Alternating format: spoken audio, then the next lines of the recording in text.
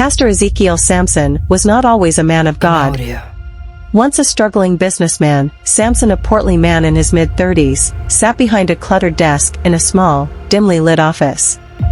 His once pristine suit was slightly wrinkled, and beads of sweat formed on his brow as he juggled phone calls and stacks of unpaid invoices.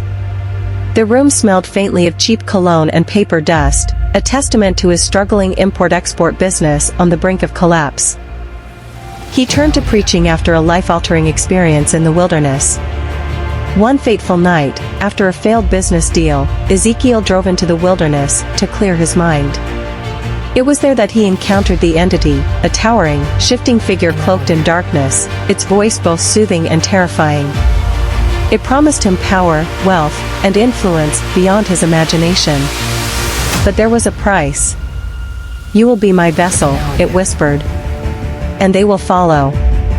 Desperate, Ezekiel agreed, unaware of the dark forces that would soon consume him. Returning home, Ezekiel rebranded himself as Pastor Ezekiel, the Anointed One, founding the Church of All in Lagos.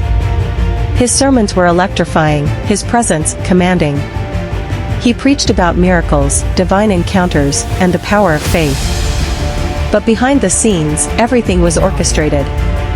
His miracles were carefully planned deceptions. The cripple who walked, a man in a wheelchair, was secretly an actor. During a service, Ezekiel called upon the power of God, and the man stood up and walked, prompting gasps and cheers. The blind who saw, a woman claiming to be blind, was planted in the audience. With a dramatic flourish, Ezekiel placed his hands over her eyes, muttering prayers. When she opened them, she miraculously saw again. These staged miracles spread like wildfire. The congregation grew, and so did the money. Ezekiel now lived in luxury, mansion, designer suits, and a fleet of exotic cars. As his church expanded, Ezekiel's connection with the entity deepened. Sometimes, during his prayers, he would hear whispers.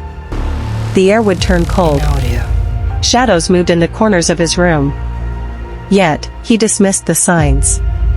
He had what he wanted: fame, wealth, and absolute power over thousands. But then, strange things began happening. One evening, a woman he had healed came back, screaming that her sickness had worsened. A man who had acted in a staged miracle died mysteriously in his sleep. In the middle of a sermon, Ezekiel saw a shadow move behind him, though no one else seemed to notice. He ignored the warnings. He was too far in. One Sunday morning, everything unraveled. As Ezekiel delivered a sermon, a sudden gust of wind swept through the church, extinguishing the candles. The air turned freezing cold. The walls trembled. The congregation gasped as a dark figure, the entity, rose behind him, towering and shifting like living smoke. Ezekiel froze. The voice was back. "Give them to me."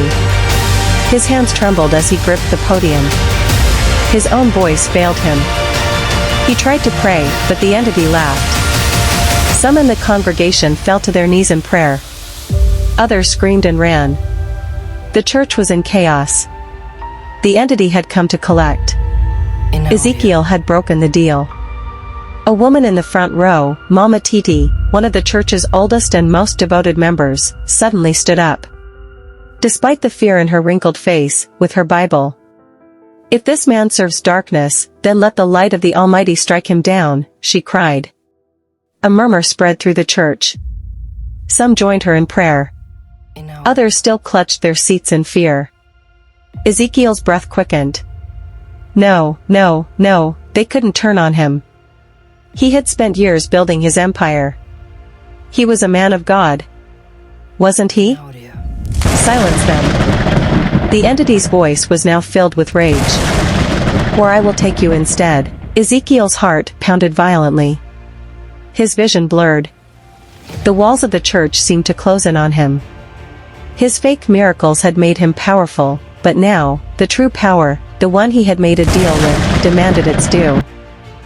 For the first time, Ezekiel truly prayed. Not the rehearsed prayers he had memorized for years, not the ones that manipulated his congregation, but a desperate, broken plea from the depths of his soul. "Lord, help me." And then, a blinding light filled the church. And the ghost-like creature vanished forever.